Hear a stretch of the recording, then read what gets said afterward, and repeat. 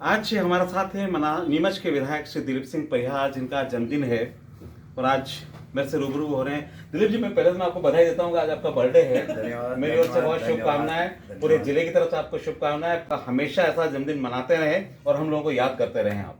बिल्कुल सर। दिलीप जी, आप शुरू से आरएसएस और संघ से आप जुड़े रहे, अचानक राजनीति में आना ये कैसे हो गया सब? एक्सीडेंटली कैसे आया राजनीति में आज, ये हमारे दर्शक और जनता भी जानना चाहती है। आज राजनीति में मैं शुरू से संघ की शाखा में जाता था और वहाँ खेल खेल में हमें राष्ट्र भावना सिखाई जाती है। शहीद बगीचे में नीमच सिटी में, जहाँ हमारे पुरखों को फांसी के फंदे पे चढ़ाया गया था, वहाँ राष्ट्रीय स्वयंसेवक संघ की शाखा लगती थी और वहीं शाखा में जाते थे और वहाँ के बाद में लगातार अनेक क्षेत्रों में काम करने लगते। जब कॉलेज में इमरजेंसी के बाद, जब 1975 में इमरजेंसी लगी और 77 में मैं कॉलेज में गया और वहाँ मैंने बीए, एमए, एलएलबी किया, शिक्षा प्राप्त की। उस समय मैं अखिल भारतीय विद्यार्थी परिषद में जुड़ा। जब शालिग्राम जी तोमर हमारे संगठन मंत्री हुआ करते थे, यहाँ के जिले के नहीं, यहाँ के अपने प्रदेश के जो अपना उज्जैन संभाग था इधर, तो उनके संपर्क में आए। मनासा में शालिग्राम जी तोमर ने विद्यार्थी परिषद के कार्यकर्ताओं की बैठक रखी थी, उसमें संपर्क में आए और तब से अखिल भारतीय विद्यार्थी परिषद के साथ जुड़ गए और छात्र राजनीति में काम करने लग गए। छात्र राजनीति में भी हमारी जब शुरुआत हुई तो कक्षा प्रतिनिधि से शुरुआत हुई। मॉनिटर कक्षा प्रतिनिधि बने और उसके बाद में जब चुनाव आया तो सब लोग बोले कि आपको चुनाव लड़ना चाहिए। तो हमने कहा पैसा वैसा तो उस समय भी नहीं था और साइकिल से कॉलेज जाते थे, पैदल जाते थे। तो बोले नहीं, सब दोस्त बोले नहीं आपको लड़ना। कॉलेज प्रेसिडेंट का चुनाव, वाइस प्रेसिडेंट का चुनाव, और वाइस प्रेसिडेंट का चुनाव लड़ा तो ये अपने गोयल साहब के, हमारे आलोक गोयल, भरत वर्मा, अपने जायसवाल जी, 3-4 जने ये लोग थे। तो इनमें 2 जने बहुत पैसे वाले थे, 2-3 जने। हाँ, हम तो गरीबों ने, मैंने 35 रुपये में चुनाव लड़ा उस समय। वो कौन सा सन की बात है? ये 80 की बात होगी। 80 की बात होगी। हाँ। और मुझे सबसे बहुत ज़्यादा वोट्स में कॉलेज में वाइस प्रेसिडेंट जनता ने मुझे बनाया। और मेरा प्रचार भी उस समय जनता ने, हमारे छात्रों ने किया और मैं सबका प्रिय बना उस समय भी। आपके सामने कौन था उस समय? ये भरत वर्मा, हाँ, आलोक गोयल, हाँ, और ये 4-5 जने थे सुनो उपाध्यक्ष के लिए, और मैं भी था एक। तो मैं सबसे वोट ज़्यादा मेरे को मिले और मैं उपाध्यक्ष बन गया। उसके बाद लगातार अखिल भारतीय विद्यार्थी परिषद की सेवा करते रहे और छात्र गतिविधियों में रहते थे और फुटबॉल का शौक था। फुटबॉल खेलते थे आप? हाँ। अंतर विश्वविद्यालय तक फुटबॉल मैंने खेला और एथलेटिक्स भी प्रतियोगिताओं में, 24वीं एथलेटिक्स प्रतियोगिता में दौड़ने के लिए गया। रिले और 400 मीटर, 800 मीटर की दौड़ में दौड़ा हूँ और उसमें मुझे सफलता भी मिली थी। और उसके बाद मैं एनसीसी में भी रहा। रघुवैया जी मुझे एनसीसी में के माध्यम से इंदौर ले गए थे, फुटबॉल भी खिलाते थे और एनसीसी के माध्यम से भी हम काम करते थे। तो छात्र राजनीति के बाद में विद्यार्थी परिषद के काम करते करते इच्छा हुई कि अब ला करें, क्योंकि फुटबॉल का शौक था। तो हमने फुटबॉल खेलने के लिए ला में एडमिशन ले लिया, तो एलएलबी भी कर ली। और पढ़ाई कैसे क्यों की आपने? पढ़ाई, आपका जीवन तो खेल कूद में रह गया पूरा। नहीं, हम खेलने में तो नंबर 1 थे। टेप के पास हुए क्या? नहीं, खेलने में नंबर 1 थे। हाँ। मगर पढ़ने में हम सेकंड आए। हमेशा राजनीति, एमए मैंने राजनीति विज्ञान में किया। हाँ। तो मैं सेकंड डिवीजन आया। हाँ। और उसके बाद में लगातार अनेक क्षेत्रों में काम किया। हाँ। बजरंग दल में जुड़ गए। बजरंग वाहिनी चलती थी उस समय। दिलीप सिंह जूदेव, राजमाता जी, वैकुंठ शर्मा, जयभान सिंह पवैया, और उस समय ग्वालियर में अधिवेशन हुआ 78 में। तो उस अधिवेशन में चले गए, यहाँ से 2 बसें भर के ले गया और ग्वालियर में एक बड़ा अधिवेशन हुआ था और गोखरू उसमें पूरे किले में हमारा लगा था और वहाँ राजमाता जी भी आई थी और गौ रक्षा का हमने संकल्प लिया था। और उसके बाद गौ माता को बचाने का काम किया। जगह जगह जाते, कोई कसाई अगर गौ माता को ले जाता था तो हम उसको छुड़ा के लाते, गौशाला में ले जाते थे। झगड़े भी होते थे, कई प्रकार के विवाद भी हुए, मगर जो गौ माता हिंदू को दूध पिलाती है, मुसलमान को दूध पिलाती है, बच्चे को दूध पिलाती थी, उस गौ माता में करोड़ों देवी देवता निवास करते हैं। इसलिए गौ माता की सेवा का एक संकल्प लिया और उसी गौ माता के आशीर्वाद से धीरे धीरे 3 बार आज मैं विधायक बन गया। परिवार ने परमिशन दे दी आपको उस समय? परिवार में पिताजी थे नहीं, माता जी कहती थी कि सेवा का काम करता, मैंने कहा मैं सेवा का ही काम करता हूँ। माँ ये चाहती थी किसी का दिल मत दुखाना, किसी से गलत काम मत करना। मैंने कहा नहीं, मैं गलत काम नहीं करता हूँ, सेवा के काम में ही लगा रहता हूँ। और कहीं गौ माता को बचाना, कहीं मंदिरों में जाना, ये काम किया करते थे। तो पिताजी बचपन में शांत हो गए? पिताजी बहुत जल्दी शांत हो गए थे। मेरी बहन छोटी जो है वो गोद की थी और मेरे पिताजी का स्वर्गवास हो गया। ओहो। तो माँ ने ही हमें पाला पोसा बड़ा किया और माँ के आशीर्वाद से ही आज जो भी हूँ वो उनकी उनने जो संस्कार दिए हैं उन संस्कारों की वजह से ही हूँ। और सब लोगों ने, परिवार ने, समाज ने, सब लोगों का ऋणी हूँ। सबने मुझे प्यार दिया है। और आज जो भी हूँ, मैं मन को अच्छा लगता है, लोगों की सेवा करते हैं और सेवा का पथ भी है राजनीति। दिलीप जी, पहला चुनाव आप कब लड़े? 2003 में पहला चुनाव? हाँ, जब राष्ट्रीय स्वयंसेवक संघ का जिला कार्यालय था मैं। और माननीय कप्तान सिंह जी प्रांत प्रचारक थे, अरुण जी जैन स्वप्रांत प्रचारक जी थे। तो उस समय मुझे भी मालूम नहीं थी कि मैं राजनीति में जाऊंगा। कौन लाया राजनीति में? राजनीति में कई लोगों की बात चल रही थी कि कोई भाई बड़े लोग चुनाव लड़ेंगे, मगर जब मेरे से कहा उनने कि मेरे से ये नहीं कहा कि आपको, उन्होंने उनके मन में होगा कि ये इसको राजनीति में भेजा जा सकता है। तो मेरे को राजनीतिक क्षेत्र में उनने पहले संघ से मुक्त किया, धर्म जागरण का जिला संयोजक बनाया। उधर जब मैं काम करता था, उसके बाद में अचानक मैं जब जीरन में जैन मंदिर के पास में से गुजर रहा था, जिलेश्वर दर्शन करने जा रहा था, उस समय टीवी पे मेरी घोषणा हुई। अच्छा, आपको पता नहीं था? हाँ, मेरे को नहीं था, मैं दिवाली मिलने गया था। और के आपको विधायक के लिए उम्मीदवार बनाया। तो मैं जीरन से आया तो लोगों ने कहा अरे तो छोरा छपारा है, ये क्या चुनाव जीतेगा। नंदू भैया बड़े प्रभावशाली थे, नंदकिशोर पटेल बैंक के कोऑपरेटिव के अध्यक्ष रहे, 2 बार विधायक रहे थे। तो उन वो खुशी मना रहे थे, बच्चे को जन्म, हमारे को तो वाकवर मिल गया। तो मैं जैसे ही नीमच में आया तो यहाँ मतलब सैकड़ों की संख्या में कार्यकर्ता झंडा लेकर उत्साह के साथ मेरे को लेने के लिए खड़े थे। और जैसे ही मैं धीरन से नीमच के यहाँ आया और 12 दरी से लोगों ने कंधे पर बिठा के और पूरे बाजार में घुमाया। जैसे आपकी घोषणा हुई? घोषणा हुई। तो उसके बाद हुआ फिर जनता ने, मुझे पैसा भी नहीं था, तो जनता ने नोट भी दिए, वोट भी दिए और 25,000 वोटों से जिताया 2003 में। हाँ। और दिलीप जी, आपको जब घोषणा हुई, आपको टिकट की घोषणा हुई, टीवी पर आया और आपने देखा करा, कैसा फील किया उस समय आपने? नहीं, इतना राजनीति की गहराइयों में नहीं थे, हम सामाजिक काम करते थे। और राजनीति में जब मैं जीत के गया तो वहाँ देखा मैंने पूरी विधानसभा को देखा, लोगों को देखा। पहली बार विधानसभा गए? हाँ, बड़े बड़े लोग जीत के आए थे। मैं अपने आप को ये सोचता था कि अपन तो बहुत छोटे हैं और नीचे से उठ के आए हैं, और वहाँ सीखने को मिला क्योंकि ओम जी पुरोहित जैसे उस समय विधायक बने थे उस समय। हाँ, माननीय नानालाल जी पाटीदार जी जो हमारे वरिष्ठ नेता थे, वो उस समय विधायक थे। तो ऐसे लोगों के साथ जब मुझे बैठने का अवसर मिला तो उन्होंने मुझे बहुत कुछ सिखाया।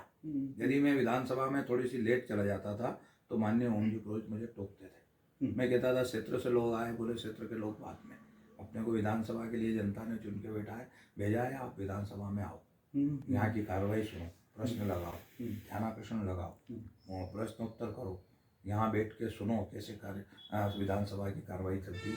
तो निश्चित ही बहुत धीरे धीरे करके सीखने का अवसर मिला। और फिर उसके बाद 25,000 से जीतने के बाद आपने बीच में देखा ही है कि मेरा टिकट नहीं दिया संगठन ने, तो हमने उसको भी स्वीकार किया। शिवाजी लड़े थे उस समय? खुमान सिंह शिवाजी। हाँ, तो खुमान सिंह शिवाजी को का सेवक बनकर उनकी सेवा की और उनको चुनाव में जिताने में हमने भी पूरा योगदान दिया। ऐसा क्या कारण है कि आपको टिकट उस समय नहीं दिया गया? 25,000 जीते? राजनीति में उतार चढ़ाव चलते हैं। कर्मवीर को फर्क न पड़ता। तो हम तो कर्मवीर थे, पार्टी जैसा कहते वैसा कर लिया। उन्होंने कहा कि आप भारतीय जनता पार्टी के जिलाध्यक्ष बन के काम करो, तो हमने जिलाध्यक्ष बनकर काम किया। उस समय आप जिलाध्यक्ष रहे? जिलाध्यक्ष रहे। उसके बाद 2 टर्म में रहे ना? 3 टर्म कंटिन्यू रहे आप? हाँ, लगातार। एक बार संपत लाल जी पटवा साहब को हटाकर मुझे जिलाध्यक्ष बनाया था। उसके बाद में जब चुनाव हुआ तो मेरे को नियुक्त किया फिर तीसरी बार चुनाव में मैं जीता और 3 बार जिलाध्यक्ष रहा भारतीय जनता पार्टी को। भारतीय जनता पार्टी को सर्वस्पर्शी सर्वव्यापी बनाने में सब कार्यकर्ताओं को साथ लेकर चलने की भावना थी। उस आधार पर भारतीय जनता पार्टी को हमने यहाँ मजबूत करने का काम किया नीमच जिले में। नीमच जिले में उसके बाद फिर लगातार आप विधायक हैं शिवाजी? हाँ, उसके बाद मैं लगातार पार्टी ने मुझे वापस 2000 अभी भी टिकट दिया है, तो अभी भी मैं जनता ने मुझे जिताया। और माननीय हमारे मुख्यमंत्री जी ने मुझसे एक दिन पहले मतलब टिकट की घोषणा के पहले ही पूछा था कि दिलीप भाई कैसे क्या स्थिति, जीतोगे? मैंने कहा निश्चित जीतेंगे, आप टिकट दोगे तो। उन्होंने कहा कि कई लोग कई प्रकार के आके बात करते हैं।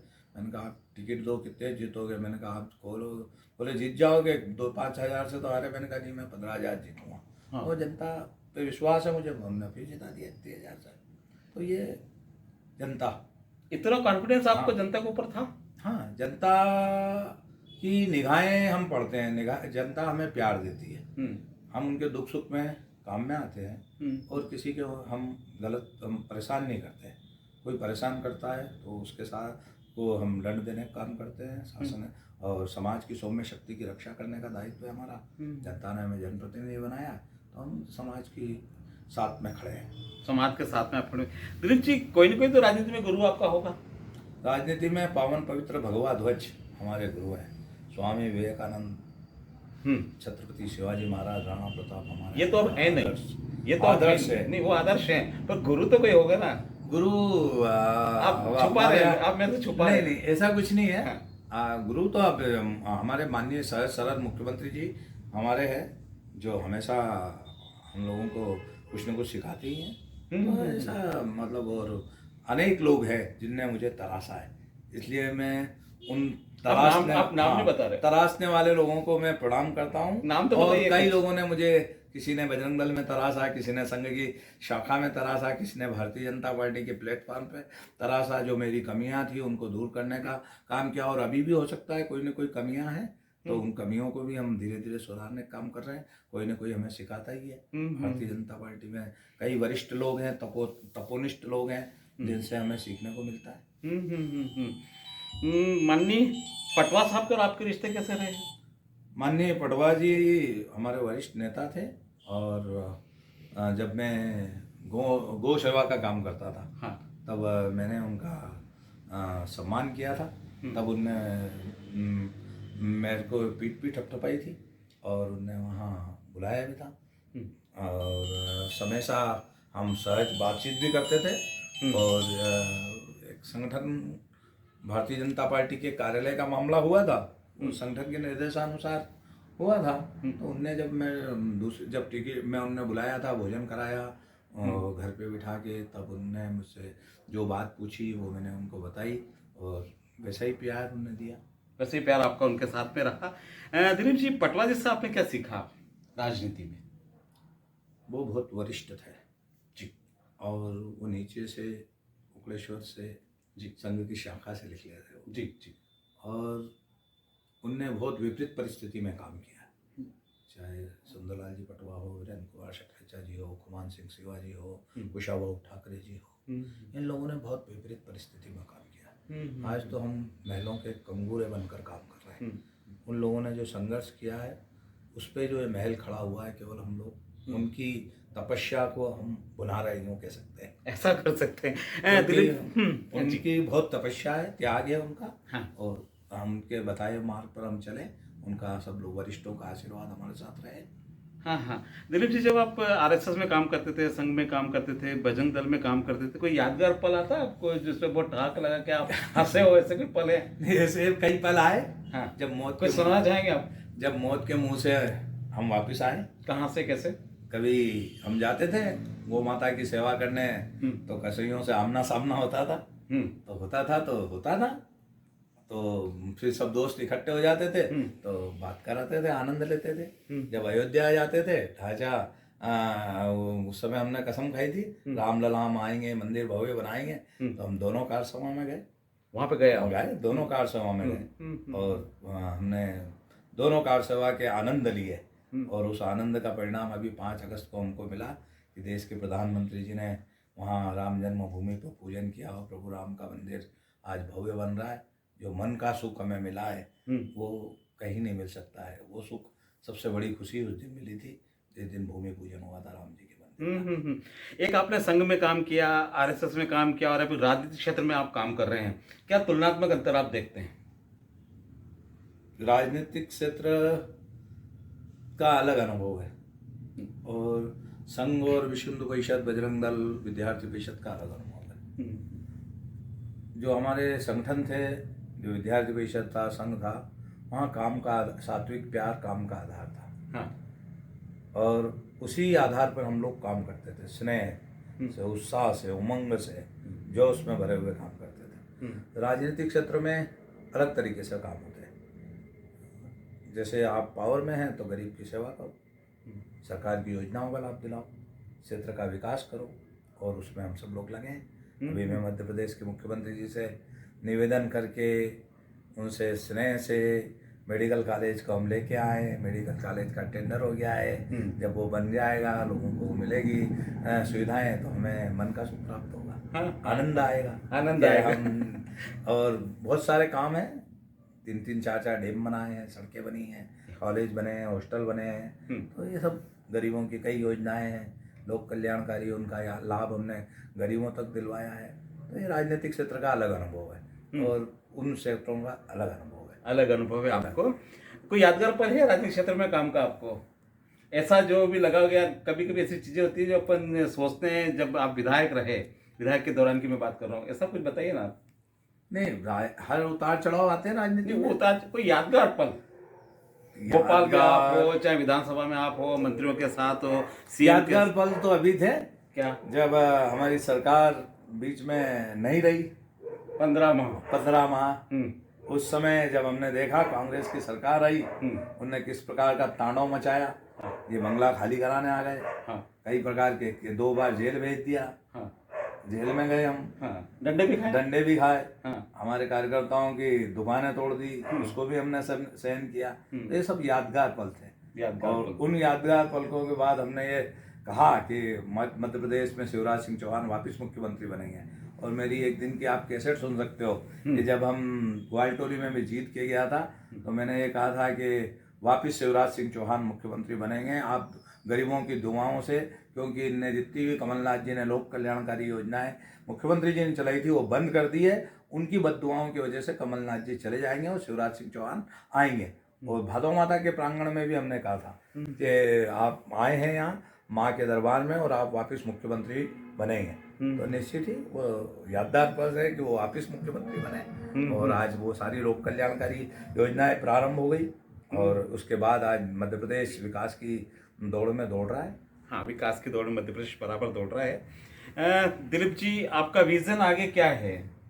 विजन जनता की सेवा, क्षेत्र का विकास, जो अंतिम पंक्ति में बैठा है उसको सरकार की योजनाओं का लाभ दिलाना। विजन पद के लिए हम राजनीति नहीं करते और जनता की को खुश देखना चाहते हैं हम, जनता को की दुआ लेना हम चाहते हैं, इसलिए राजनीति में काम करते हैं। और मैं अक्सर कभी कभी बोलता भी हूँ, क्या मार सकेगी मौत उसे, औरों के लिए जो जीता है, मिलता है जहाँ का प्यार उसे, जो गरीब के आंसू पीता है। क्या बात हम है। भारतीय जनता पार्टी के लोग हैं, राजनीति में काम कर रहे हैं तो गरीब की सेवा के लिए कर रहे हैं, कोई पद कोई यश के लिए नहीं काम कर रहे हैं। आपका एक कार्यकर्ता ने मुझसे कहा कि दिलीप सिंह परिहार तो मालवा का अमिताभ बच्चन है, छोटे के साथ भी काम कर लेता है और बड़े के साथ भी काम कर लेता है। ऐसा क्या जादू किया आपने मालवा के ऊपर? नहीं, हमने वो सारे दिन देखे। हाँ, नीचे से उठे। हाँ, और जैसा कार्यकर्ता, अभी बजरंग दल के कार्यकर्ता मेरे को कई आज जन्मदिन की बधाई देने आए थे, तो वो मेरे से मिले तो उनको अच्छा लगा, बोले आप तो विधायक जैसे लगते ही नहीं हो। तो मैंने कहा मैं भी आप लोगों के बीच में से निकला हुआ हूँ और आपको नहीं लग रहा हूँ, मैं आपका मित्र भी हूँ। तो छोटे के साथ छोटे, बड़े के साथ बड़े, अधिकारी के साथ अधिकारी जैसा और जनता के साथ जनता जैसा। जनता के साथ जनता जैसा। आज आपका बर्थडे है, मेरे प्रोग्राम को दर्शक देख रहे हैं, कुछ कहेंगे आप इनको? मैं सभी को जनता जनार्दन के आशीर्वाद से ही मैं तीसरी बार विधायक बना हूँ। मेरा जन्मदिन आप एक सामान्य प्रक्रिया है, सबका जन्म होता है और सब जन्मदिन मनाते हैं, खुशियाँ भी बांटते हैं, दुख भी बांटते हैं। तो मैं जनता से यही निवेदन करूंगा कि आपकी दुआओं की वजह से ही मैं चल रहा हूं। आप लोगों का स्नेह प्यार सदैव मेरे ऊपर बना रहे। और मैं राजनीति का क्षेत्र बहुत फिसलन भरा मार्ग है, कहीं इधर उधर डगमगाता जब नजर आऊं तो कान पकड़ कर मुझे सही राह पर चलाना। बस यही आशीर्वाद मेरे ऊपर बनाए रखना। कोई 4 पंक्ति आप सुना देंगे? जीवन पुष्प चढ़ा चरणों में, मांगे भारत माता से वर, तेरा वैभव अमर रहे माँ, हम दिन चाह रहे न रहे। चलिए, माँ भारती के हम पुत्र पुत्रियां हैं। माँ भारती का वैभव अमर रहे। देव पुरुष प्रधानमंत्री जी हमें मिले हैं, ये भारत माता और परम वैभव पर पहुंचे। इन्हीं कामनाओं के साथ हम सब लोग मिलजुल कर जिस भी क्षेत्र में काम करते रहे, माँ भारती को विश्व गुरु के स्थान पर ले जाएं। बहुत बहुत धन्यवाद दिलीप जी। धन्यवाद। समय आज आपने हमको दे दिया। धन्यवाद। बहुत बहुत धन्यवाद आपको भी।